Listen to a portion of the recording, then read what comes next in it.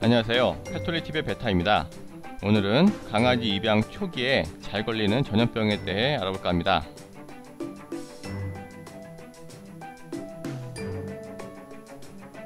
제일 먼저 알아볼 질병은 파보장염이고요. 많이 들어보셨죠? 파보장염은 파보바이러스에 의해 생긴 질병이고요. 장염이라는 이름에서도 알 수 있듯이 장에 염증이 생겨서 소화기 장애가 일어나는 질병입니다. 바이러스가 침투해서 장 점막을 파괴하고 설사를 유발하게 됩니다. 그리고 장 점막을 파괴함으로써 피도 같이 나타나게 되죠. 그리고 구토도 하게 되고 밥을 안 먹게 됩니다. 주로 엄마로부터 초유를 못 먹어서 면역력이 없거나 아니면 모체로부터 받은 항체가 떨어질 때쯤, 항체가가 떨어질 때쯤에 파보바이러스와 접촉을 할 경우에 걸리게 되겠죠. 주로 생후 2개월에서 6개월 사이에 많이 걸리게 됩니다. 강아지를 입양을 했는데 어느 날부터 설사를 하고 밥을 안 먹으면서 구토를 할 경우에 파보바이러스 감염이 강력히 의심이 되죠. 이때는 지체 없이 병원으로 데리고 가셔서 파보 키트 검사를 해보셔서 양성으로 나타날 경우에는 파보 확진으로 우리 애기가 파보바이러스에 걸렸구나, 이렇게 알 수 있게 됩니다. 자, 그러면 어떻게 해야 할까요? 파보로 확진이 될 경우에는 병원에 입원을 시키셔야 합니다. 강아지가 구토와 설사를 하기 때문에 집에 있을 경우에 아무것도 먹지를 않게 되고, 그 다음에 파보바이러스에는 정해진 약이 없기 때문에요, 먹일 약도 없어요. 그래서 집에서 해줄 수 있는 방법이 없죠. 병원에서는 그 설사와 구토를 통해 빠져나가는 전해질을 수액으로 보충을 해주게 됩니다. 이제 설사나 구토를 할 경우에는 몸에 있는 칼륨, 칼슘, 염소 이런 것들이 빠져나가게 되는데요. 이거를 보충을 해주게 되죠. 수액을 보충을 해주면서 그 2차 감염, 세균 2차 감염을 막기 위해서 항생제를 투여를 하게 되고, 그 다음에 구토를 하기 때문에 구토 억제제를 비타민제와 함께 투여를 하게 됩니다. 그리고 파보 항체가 많이 들어가 있는 혈장, 피죠. 이거를 알맞은 용량으로 투여할 경우에 그 치료 효과가 더 나아질 수 있습니다. 이런 이제 그 일련의 치료 과정은 그 의뢰를 하시는 병원과 같이 상의를 하시면 되고요. 그 옆에 그림을 보시면 그 파보에 걸린 강아지의 변 사진입니다. 거의 빨갛죠. 그러니까 설사를 막 하면 이제 더 이상 나올 변은 없고, 장 점막이 바이러스로 파괴가 되면서 이렇게 피와 함께 점액질이 나오게 되죠. 냄새가 매우 비리게 되고요. 그 다음에 애기도 굉장히 많이 아파합니다. 그 파보로 입원을 하는 애들을 이렇게 보면은 굉장히 아파하고 소리 지르고 하거든요. 마음이 굉장히 안 좋죠. 저 같은 경우에는 보통 일주일을 봅니다. 일주일을 봐서 그 이제 처음에 입원을 해서 피설사를 하고 구토를 하고 이런 전형적인 증상을 보이죠. 그러다가 어떤 애들은 그걸 견디지 못해서 사망을 하는데요.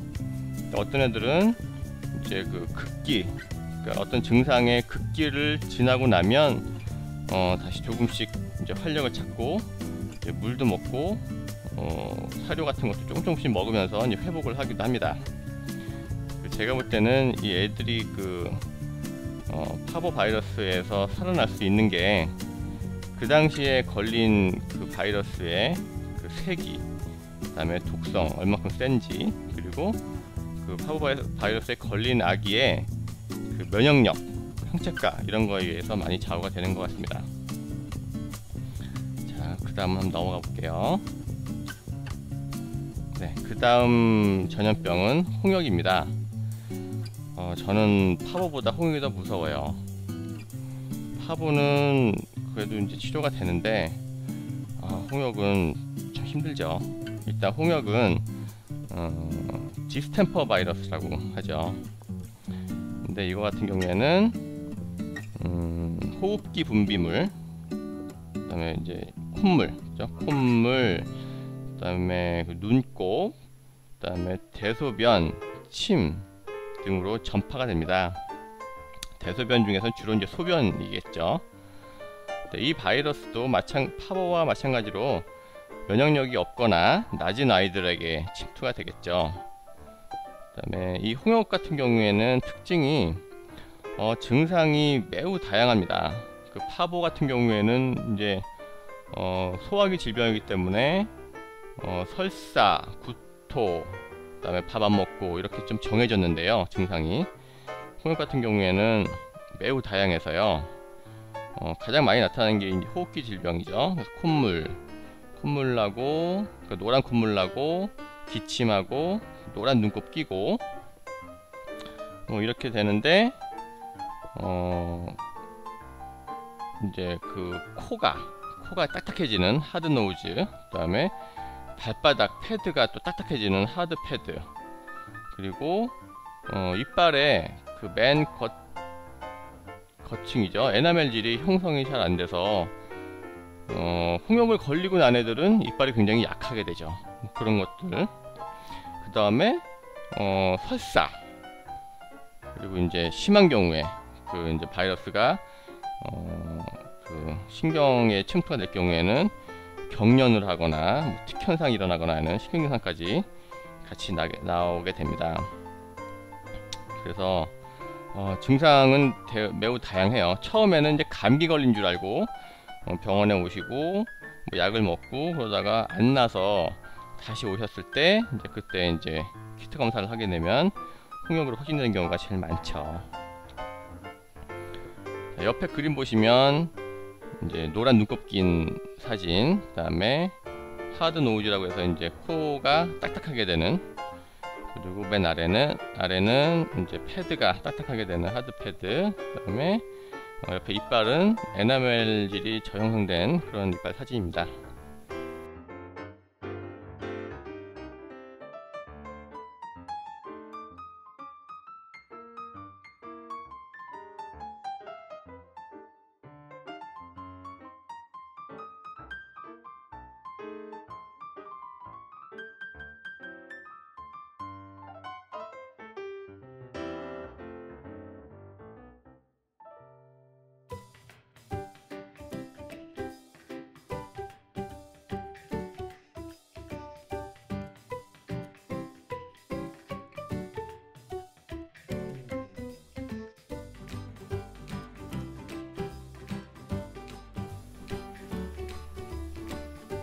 그다음에 홍역 같은 경우에도 그 아까 말씀드린 것처럼 진단은 키트 검사예요. 그 파보 검사 같은 경우에는 변을 대상으로 검사를 하게 되고요. 홍역 키트는 혈액이라든가 아니면 이제 눈물, 눈곱, 콧물 이런 거를 통해서 검사를 하게 됩니다. 그리고 치료는 입원을 해서 또 파보와 마찬가지로 수액 처치를 하게 되죠. 이것도 특별한 약이 없기 때문에 수액 처치를 하고 항생제를 투여를 하고 비타민을 투여를 하고, 더 나아가서 그 파보에 항체가 많은, 아니 파보가 아니라 홍역에 대한 항체가 많은 항혈장 처치를 하게 되고요. 예후를 봤을 때는 강아지 같은 경우에는 80에서 90% 치사율이 되고요. 그 다음에 더구나 그 바이러스가 중추신경까지 침투를 해서 그 특현상이라고 하죠. 이제 계속 똑같은 짓을 반복하는 특현상이 나타나거나 아니면은 뭐 경련을 하거나 뭐 이럴 경우에는 강아지가 회복할 가능성이 많이 낮다고 볼 수 있습니다. 그 다음에 홍역이나 파보바이러스 같은 경우에는요, 전염성이 매우 강해서 치료하는 수의사도 다른 강아지에게 전염시키지 않기 위해서 매우 조심하게 됩니다. 저 같은 경우도 파보나 홍역 환자가 오게 되면 다른 강아지를 안 만지죠. 다른 강아지는 되도록 접촉을 피하게 되고요. 입원 중에는 매일매일 옷 갈아입고 신발 뭐 락스 소독하고 온 병원을 다 락스로 소독을 하고 도배를 하게 됩니다. 그 정도로 전염성이 강하기 때문에 굉장히 병원에서 신경 쓰게 됩니다. 자, 아까도 말씀드린 파보나 홍역 치료할 때 쓰는 항혈장 요법에 대해서 한번 알아볼게요. 이것도 궁금해 하시는 분들이 되게 많으시더라고요. 이거 같은 경우에는 파보나 홍역에 대한 항체가 많은 혈액을 채취를 해서 원심 분리 같은 거 해서 이제 혈장으로 만든 거죠. 그래서 이것을 병에 걸린 아기에게 정맥으로 주사를 하게 됩니다.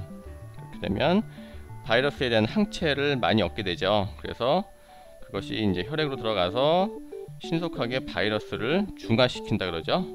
바이러스를 이제 없애는 겁니다. 중화시킬 수 있고, 그 다음에 피설사를 하거나 구토를 하거나 해서 몸에 단백질이 많이 빠져나가게 되는데, 이것도 이제 보충을 해주죠. 알부민 같은 걸 공급을 해줍니다. 그리고 응고 성분을 제공해서 피설사 시에 피를 멈추는 데 도움을 주게 되고요.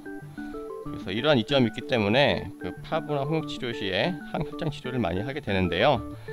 그러나 이제 수의사들마다 치료법이 다 틀리고, 어떤 분들은 이거 그닥 효과가 없는 것 같다라고 하신 분도 계시고, 어떤 분들은 이거 효과 좋다라고 하신 분도 계시고 하시기 때문에 다니시는 병원의 주치의와 꼭 상의하셔서 알맞은 치료법을 선택을 하시기 바라겠습니다.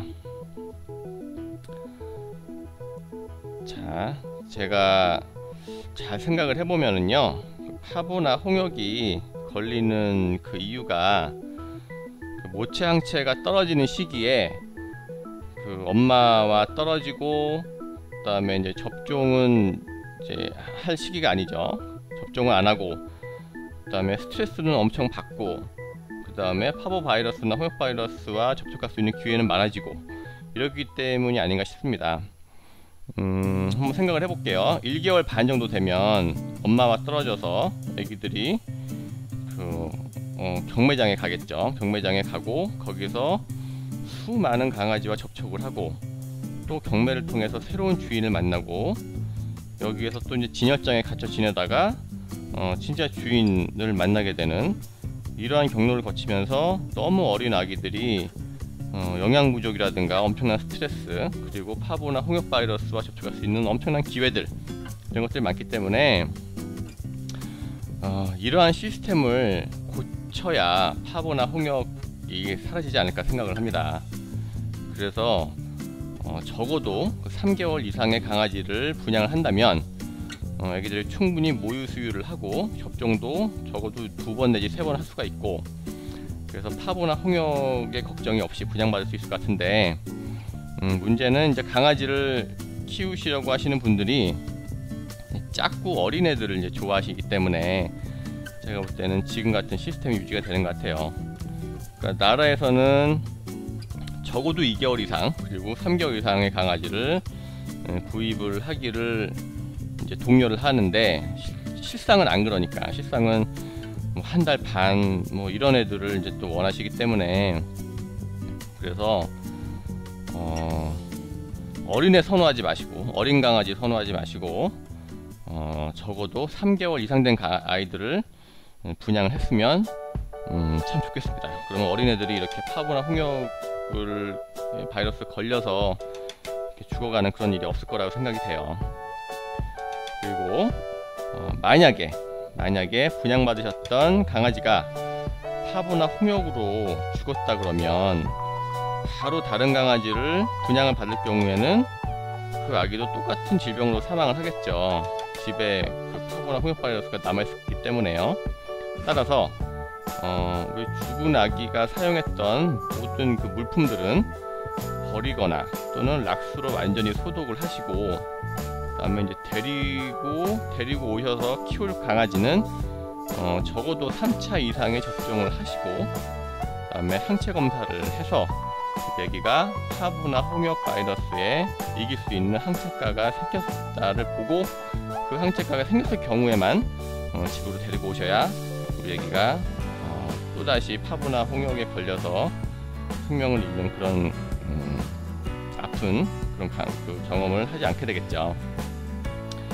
그리고 지금 키우시는 강아지들은 반드시 5차까지 접종하시고 꼭 항체 검사를 해서 파보나 홍역에 대한 항체가를 확인을 하셔야 합니다. 그래야 안전하게 키울 수가 있겠죠. 이런 애들도 있어요. 접종을 했는데 파보나 홍역에 걸렸어요. 그 이유는 항체 검사를 안 한 거죠. 항체 검사를 했으면 우리에게 항체가 접종을 했음에도 불구하고 항체가 안 생겼구나, 다시 맞아야 되겠네, 추가로 접종을 해야 되겠네, 이렇게 알 수가 있는데, 항체 검사를 안 하게 되면 우리 애기가 접종을 했음에도 불구하고 항체가 생겼는지 안 생겼는지 알 수가 없게 되죠. 그래서 꼭 접종을 하시고 나서 항체 검사를 하시기 바라겠습니다. 이상 패톨릭TV의 페트였습니다. 여러분 안녕.